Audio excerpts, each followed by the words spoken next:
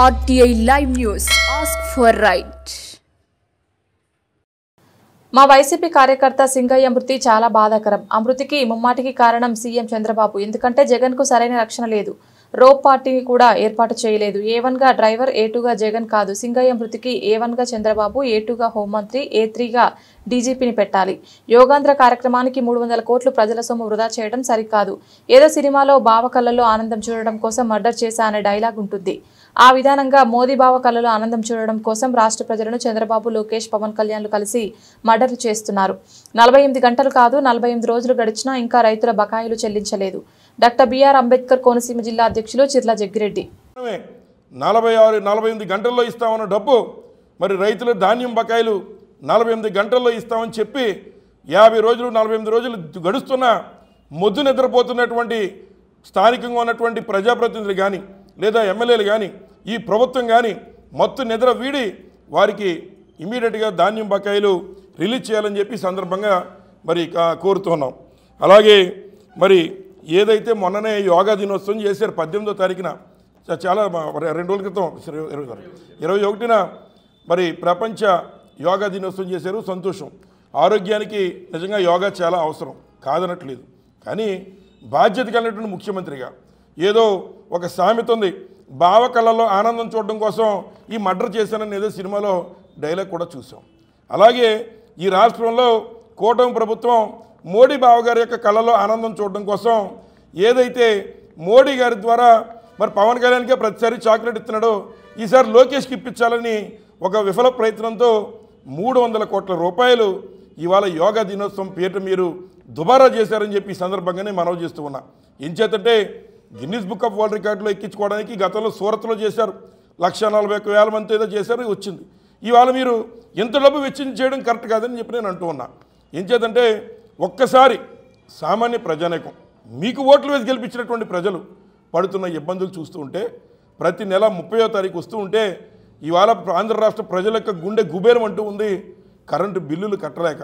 అలాగే ఈ ఆంధ్ర రాష్ట్ర ప్రజానేకంలో ఉన్నటువంటి వారు ఎవరు కూడా నిత్యావసర సరుకుల ధరలో కొనుక్కునే విధంగా లేక 30వ తారీఖు వస్తుంటేనే ఈరోజు ఆంధ్ర రాష్ట్ర ప్రజానేకం అంతా భయపడే పరిస్థితి. అలాగే ఏదైతే మరి ఇస్తానన్న సూపర్ 6 ఎగ్గొట్టమే కాకుండా ఈ ఆంధ్ర రాష్ట్రంలో ఈ రకమైన పరిస్థితి ఉంటే ఒక బాధ్యత కలిగిన ముఖ్యమంత్రిగా మరి 300 కోట్ల రూపాయలు సుమారు మరి మళ్ళీ ఈ సోషల్ మీడియాలో వచ్చిందని చెప్పి మేము అంత ఖర్చు పెట్టలేదని చెప్తున్నాడు చంద్రబాబు నాయుడు గారు. మీరు ఎంత ఖర్చు పెట్టారో బాధ్యత కలిగిన ముఖ్యమంత్రిగా మీరు ఇప్పటికన్నా పత్రికాముఖంగా సమావేశం పెట్టి రిలీజ్ చేయాలి. ఏం చేద్దంటే మరి సంక్షోభంలో కూడా అవకాశవాదం చూసుకునేటువంటి ముఖ్యమంత్రి దురదృష్టవశాత్తు మనకు ఉన్నాడు. ఆయనే నారా చంద్రబాబు నాయుడు గారు. ఏం చేద్దంటే మరి గతంలో ఏదైతే విజయవాడలో వరదలు వస్తే అగ్గిపెట్లకి 23 కోట్లు మరి ఖర్చు చేసినటువంటి ఈ ప్రభుత్వం ఇవాళ పూర్తిగా ప్రభుత్వం మరి బాధ్యతారహితంగా వ్యవహరిస్తూ ఉంది. మరి అందుచేత ఇవాళ 300 కోట్ల రూపాయలు ఈ రోజున యోగా కార్యక్రమానికి 100 కోట్ల యోగా కార్యక్రమానికి కానీ లేదా 94 కోట్ల రూపాయలతో హెలికాప్టర్లు కొనుక్కుని మీరు అటు ఇటు తిరగడానికి కానీ మీకు డబ్బు ఎక్కడి నుంచి వచ్చింది? రైతులకు ధాన్యం బకాయిలు ఇవ్వడానికి మీరు మీ దగ్గర డబ్బు లేదు. కానీ మరి మీరు హెలికాప్టర్లో కొత్త హెలికాప్టర్లు కొనుక్కోవడానికి, అదేవిధంగా మరి ఇవాళ మోడీ కళ్ళలో, మోడీ బావగారి కళ్ళలో ఆనందం చూడడం కోసం, ఇవాళ పవన్ కళ్యాణ్ గారిని తొక్కడం కోసం, లోకేష్ గారిని జాకీలేసి లేపడం కోసం మీరు 300 కోట్లు ఖర్చు పెట్టడం తప్పు. ఇది బాధ్యతాయుతంగా ఉండాల్సిన ముఖ్యమంత్రి చేసిన పని కాదని మరొకసారి చంద్రబాబు నాయుడు గారికి ఈ సందర్భంగా మనవి చేస్తూ ఉన్నా. మరి వాటితోనే సరిపెట్టకుండా ఇంకా ఈ రోజున రెంటపాళ్ళ విషయంలో ఈరోజు మరి ఈ ప్రభుత్వానికి బాధ్యత లేదని అడుగుతున్నా. రెంటపాళ్ళలో మరి రాష్ట్రంలో ఉన్న ప్రతిపక్ష నాయకుడు ఎవరైతే మరి అన్ని పార్టీలు కలిపి ఒకవైపు ఉంటే ఇవాళ రాష్ట్రంలో ప్రజలందరూ తరపున జగన్మోహన్ గారు ఉన్నారు. మీరు ప్రతిపక్ష పాత్ర ఇచ్చినా ఇవ్వకపోయినా ఇవాళ ప్రజలు జగన్మోహన్ రెడ్డి గారికి మా తరపు మాట్లాడుతున్నాడు, మా తరపున జగన్మోహన్ రెడ్డి గారికి మేము మద్దతుగా ఉంటామనే విధంగా ప్రతిపక్ష పాత్ర జగన్మోహన్ రెడ్డి గారికి ఇచ్చారు, ఇందులో సందేహం లేదు. అటువంటి తరుణంలో మరి ఆయన ఒక పరామర్శకో లేకపోతే ఒక విగ్రహావిష్కరణకు వెళితే ఈ రాష్ట్ర ప్రభుత్వానికి బాధ్యత లేదు అని అడుగుతున్నా.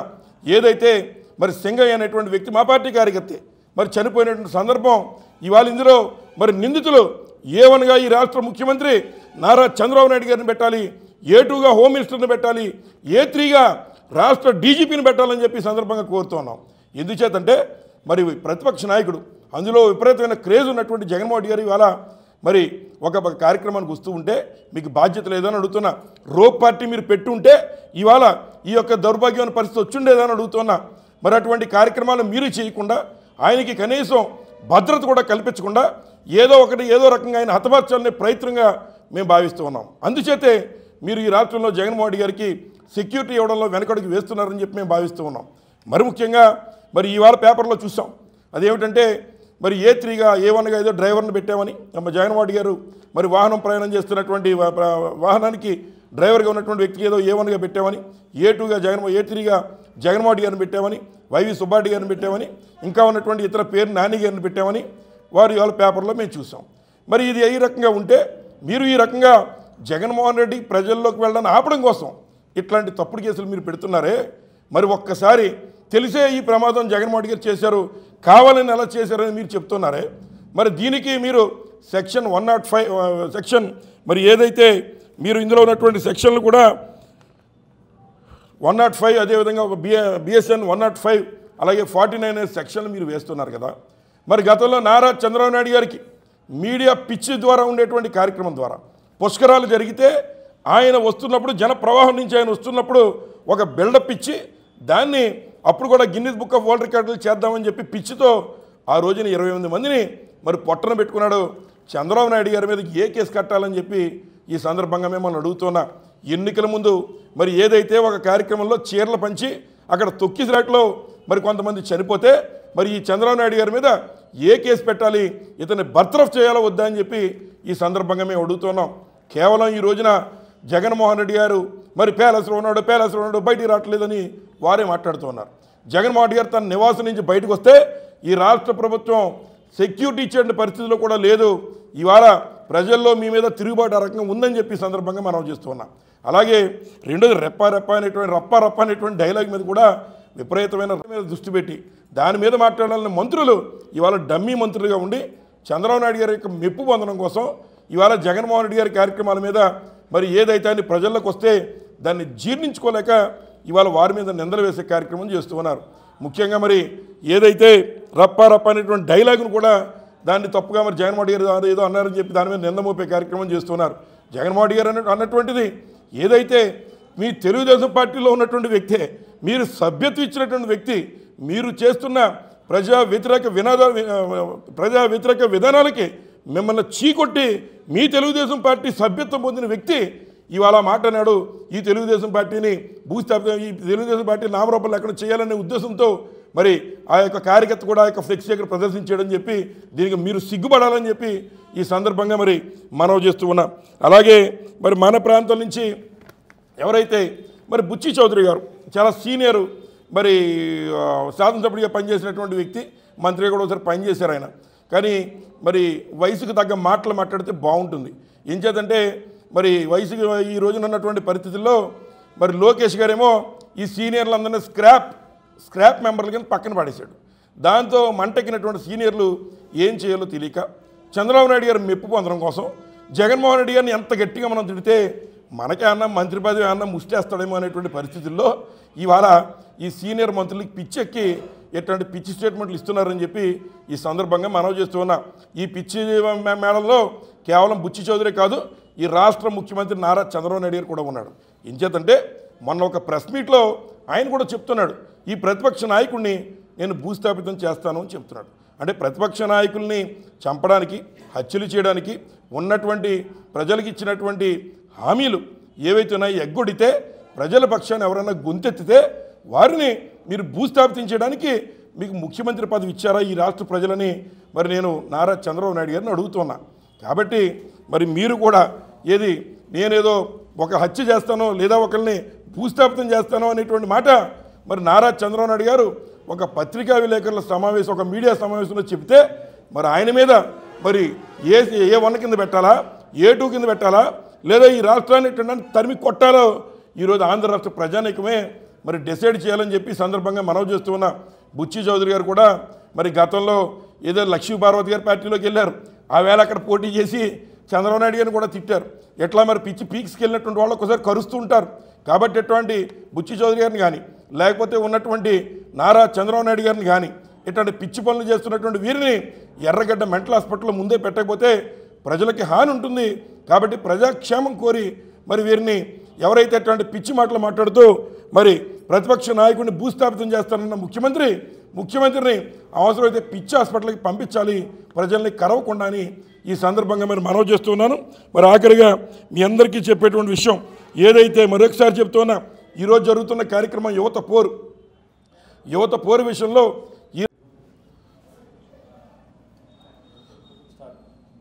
మొట్టమొదటిగా జగన్మోహన్ గారి యొక్క రెండుపల్ల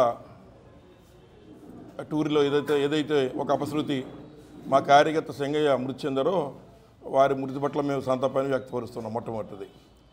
అలాగే డాక్టర్ బిఆర్ అంబేద్కర్ కోనసీమ జిల్లా డాక్టర్ బిఆర్ అంబేద్కర్ కోనసీమ జిల్లాలో రైతుల యొక్క పరిస్థితి ఒకసారి ఆలోచించి ఏమని చెప్పి నిద్రపోతున్నటువంటి ఈ నారా చంద్రబాబు నాయుడు గారి ప్రభుత్వాన్ని కోరుతున్నా. ముఖ్యంగా ఏదైతే ధాన్యం కొనుగోలు డబ్బుని 48 గంటల్లో మీ అకౌంట్లో జమ చేయడమే ఈ కూటమి ప్రభుత్వం లక్ష్యం, ఇది మా విజయం అని చెప్పి బేరాలు పలికినటువంటి మరి నారా చంద్రబాబు నాయుడు గారు ఈరోజు డాక్టర్ బిఆర్ అంబేద్కర్ కోనసీమ జిల్లాలోనే మరి మా ఉద్యమం యొక్క పరిస్థితిని దృష్టిలో ఉంచుకుని 2,66,000 మెట్రిక్ టన్నులు కొనుగోలు చేయడం, దానికి 613 కోట్ల రూపాయలు అవ్వడం, అందులో ఇంకా ఈరోజు కూడా 248 కోట్ల రూపాయలు రైతుల యొక్క బాకీలు మీరు చెల్లించలేదని చెప్పి సందర్భంగా మీకు మనవి చేస్తూ ఉన్నా. 48 గంటలు కాదు, 48 రోజులు దాటేసాయి నారా చంద్రబాబు నాయుడు గారు. మీరు ఇక్కడ ఉన్నటువంటి ఎమ్మెల్యేలు, ఇక్కడ ఉన్న ప్రజాప్రతినిధులు మొద్దు నిద్ర వీడి ఇమ్మీడియట్గా అంబేద్కర్ కోనసీమ జిల్లాలో కానీ రాష్ట్ర వ్యాప్తంగా కానీ రైతులకి ధాన్యం బకాయి సొమ్ములు తక్షణమే చెల్లించాలని మేము ఈరోజు వైఎస్ఆర్ కాంగ్రెస్ పార్టీ నుంచి మేము డిమాండ్ చేస్తూ ఉన్నాం. అలాగే కేవలం ఒక్క ఈ రైతులే కాదు, మరి ఏదైతే ఈ రాష్ట్ర ప్రభుత్వం ముఖ్యంగా రైతుల పట్ల వ్యవహరిస్తున్న తీరుకి మేమందరం కూడా మరి దిగ్భ్రాంతిని వ్యక్తం చేస్తున్నాం. ఎంచేతంటే ఈరోజు ఈ ప్రభుత్వాన్ని ఎన్నుకున్నటువంటి పాపానికి ఒకవైపు ఉన్నటువంటి పొగాకు రైతులు కానీ, లేదా మరి ఉన్నటువంటి కోకో రైతులు కానీ, లేదా ఎక్కువ రంగానికి చెందినటువంటి రైతులు కానీ అందరూ కూడా ఈ రోజున మరి ఈ ప్రభుత్వాన్ని ఎన్నుకున్నందుకు వారందరూ కూడా పశ్చాత్తాపడుతున్నారని చెప్పి సందర్భంగా మీకు మనవి చేస్తూ ఉన్నా. ముఖ్యంగా కేవలం ఈరోజు అంబేద్కర్ కోనసీమ జిల్లాలో మరి వరి నాట్లు వేసుకుంటూ ఉన్నారు. 3 పంటలు 4 పంటలు అయిపోయాయి ఈ ప్రభుత్వం వచ్చి. కనీసం వారికి అన్నదాత సుఖీభావ డబ్బు పెట్టుబడి సాయం కూడా ఇంతవరకు అందించలేదు మీరు. మరి ఏదైతే వారికి పెట్టుబడి సాయం ఇమీడియట్గా వాళ్ళ గతంలో జగన్మోహన్ గారి ప్రభుత్వం ఉంటే మరి వారికి పెట్టుబడి సాయం రైతు భరోసా డబ్బు సుమారు 52 లక్షల మందికి ఈ రాష్ట్ర వ్యాప్తంగా ఇచ్చేటువంటి కార్యక్రమం చేసేవాడు. అదే డబ్బుతో మరి వారు ఈరోజు నాట్లు వేసుకునే కార్యక్రమం కానీ వారు చేసుకునే తొలకరిలో. అట్లాంటిది ఈ రోజుకి 1 రూపాయి కూడా అన్నదాత సుఖీభావ కానీ లేదా పెట్టుబడి సాయంగా ఒక్క రైతు కూడా ఈ కూటమి ప్రభుత్వం అందించలేదని చెప్పి ఈ సందర్భంగా మీకు మనవి చేస్తూ ఉన్నా. ఇప్పటికన్నా బుద్ధి తెచ్చుకుని ఏ ప్రభుత్వం అయినా మా ప్రభుత్వానికి వెన్నుముక రైతే అని చెప్తూ ఉంటాం.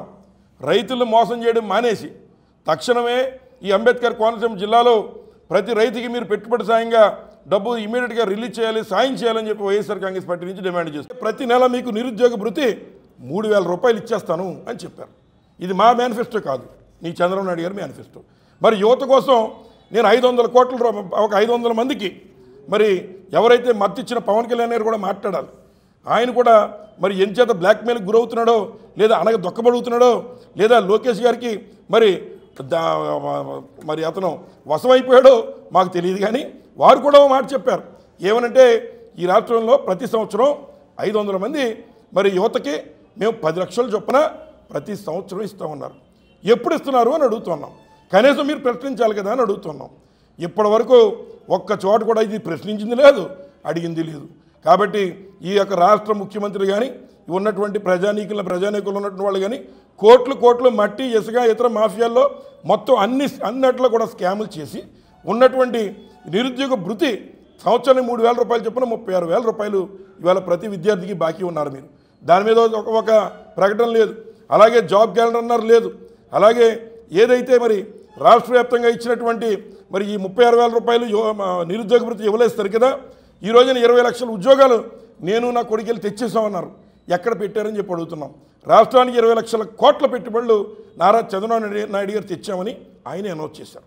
ఎక్కడ దాచారు అని మేము అడుగుతున్నాం. ఎప్పుడు బయటికి తీస్తారో అని అడుగుతున్నాం. మీ ఎన్నికల్లో మీరే చెప్పారు ఏమని, వర్క్ ఫ్రమ్ హోమ్, అందరూ ఇంటి దగ్గర కూర్చునే పని చేసుకోవచ్చు 20 లక్షల మందిని. మధ్యలో మళ్ళీ ఈవీ మోటార్ సైకిల్ మీద వెళ్ళి కావాలంటే మీకు బోర్ కొడితే ఊళ్ళో మళ్ళీ ఒక రిహాబిలిటేషన్ సెంటర్లో పెడతానని చెప్పారు. ఒక సెంటర్ ఏర్పాటు చేస్తాం, మీరు అక్కడికి వచ్చి కాఫీ కానీ టీ కానీ తాగి మళ్ళీ అక్కడి నుంచి కూడా మీరు పని చేసుకోవచ్చు, మళ్ళీ మీరు ఇంటికి వెళ్ళిపోవచ్చు. ఈ రాష్ట్ర యువత అంతా కూడా మరి ఇందులో ఎక్కడ ఒక కడుగు కూడా ముందుకు పడిన దాఖలా లేవు. అంచేత ఇట్లాంటి కళ్ళబొల్లి కబుర్లు చెప్పి ఈరోజు బాధ్యతాయుతంగా ఉండాల్సినటువంటి నారా చంద్రబాబు ముఖ్యమంత్రి బాధ్యతల్ని పక్కన వదిలేసి ప్రజలేమో కరెంటు బిల్లులు సైతం కట్టుకోలేని పరిస్థితిలో ప్రజలుంటే మీరు మీ హంగుల కోసం మీ పేర్ల కోసం మీడియా పిచ్చితో ఈరోజు Guinness book of world record మీకు కాదు, యోగాలో ప్రతిభ చూపించిన వాళ్ళు ఎవరైనా మరి ఒక అమ్మాయి ఉంది చక్కగా ప్రదర్శన ఇచ్చింది, అట్లాంటి వాళ్ళు గిన్నీస్ బుక్లో ఎక్కితే తప్పు కాదు. అంతేగాని రాష్ట్ర ప్రజల యొక్క డబ్బుని ఇలా వృధా చేస్తూ కరెంటు బిల్లులకి లేకపోతే ఉన్నటువంటి నిత్యావసర సరుకుల ధరలు కానీ లేదా వ్యాపారస్తులు కానీ ఇవాళ వ్యాపారాలు లేవు బాబోయ్, హలో లక్ష్మణ ఈ ప్రభుత్వాన్ని ఎన్నుకుని తప్పు చేసామనే పరిస్థితిలో ఈరోజు రాష్ట్ర ప్రజానికి ఉంటే మీరు 300 కోట్ల రూపాయలు యోగా కార్యక్రమానికి, మీరు కొత్త హెలికాప్టర్ కొనుక్కుని తిరగడానికి, లేకపోతే 23 కోట్లు మరి ఏది వరదలు వస్తే ఆ వరదల్లో అగ్గిపెట్టలు ఖర్చు, కొవ్వొత్తులకి అగ్గిపెట్టలకి మాకు 23 కోట్లు అని చెప్పి ఖర్చులు రాసేసుకుని ప్రజలు కష్టపడి మీకు పన్నులు కడుతుంటే ఆ డబ్బుని ఎలా దుబారా చేసేటువంటి హక్కు ఈ ముఖ్యమంత్రికి లేదు. మీరు కేవలం కస్టోడిని మాత్రమే మీరు ఈ రకంగా ఖర్చు చేయడానికి ఈ యొక్క ప్రజలు ఒప్పుకోరని చెప్పి సందర్భంగా మనవి చేస్తున్నా.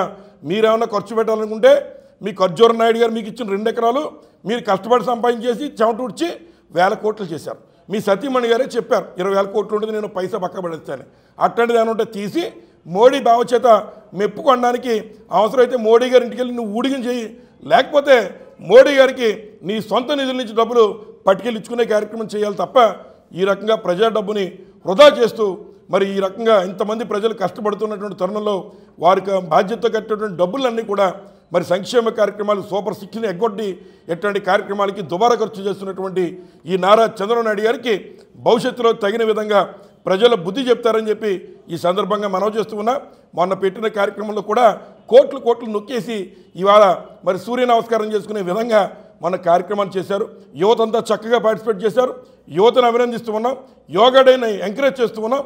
కానీ డబ్బు దుబారాని బాధ్యత లేకుండా ఖర్చు పెడుతున్నటువంటి దుబారాన్ని మాత్రం మేము ఖండిస్తున్నామని ఈ సందర్భంగా తెలియజేస్తూ మరి మరొకసారి అంబేద్కర్ కోనసీమ జిల్లాలో రైతాంగానికి ఇమీడియట్గా పెండింగ్ ఉన్నటువంటి 248 కోట్ల రూపాయలు తక్షణమే ధాన్యం కొనుగోలు బ్యాలెన్స్ డబ్బు తక్షణమే రిలీజ్ చేయాలా, అలాగే మరి ఏదైతే